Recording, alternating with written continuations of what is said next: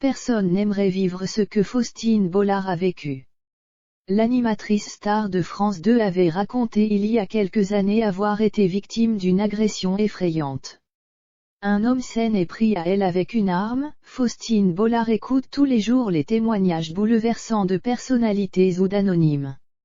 Adultère, maladie, autisme, abandon, il est parfois dur pour elle d'encaisser autant de récits émouvants. Mais elle aussi pourrait raconter des histoires poignantes. Comme celle du soir où elle a été agressée en pleine rue. C'est en 2008, au magazine Maximal, que la femme de l'écrivain à succès Maxime Chatham et maman de Peter et Abby, 6 et 8 ans, avait raconté la nuit d'horreur qu'elle a vécue. Elle n'a pas précisé quand cette histoire est arrivée, mais elle en a livré les détails. Si elle révélait avoir été agressée plusieurs fois par le passé, une fois, elle a été confrontée à une arme à feu.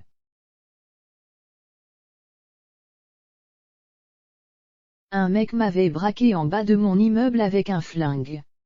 Les flics m'ont embarqué avec eux toutes sirènes dehors, pour le choper, s'était elle souvenue.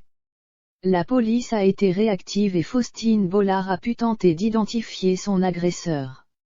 Elle explique, je me suis retrouvée à 5 heures du mat derrière une vitre sans teint pour reconnaître les suspects.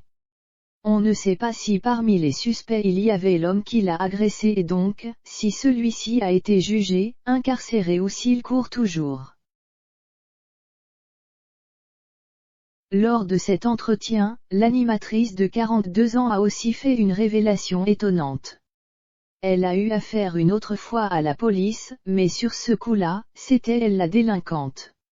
Il m'est arrivé de piquer un truc dans un magasin et je me suis fait choper.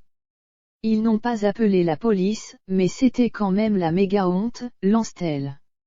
On imagine qu'elle n'était pas célèbre à l'époque, sinon cela aurait fait la une des journaux. Faustine Bollard a beaucoup évolué depuis ces années. La protégée de Michel Drucker a été pendant longtemps la star de M6 avec la présentation du meilleur pâtissier.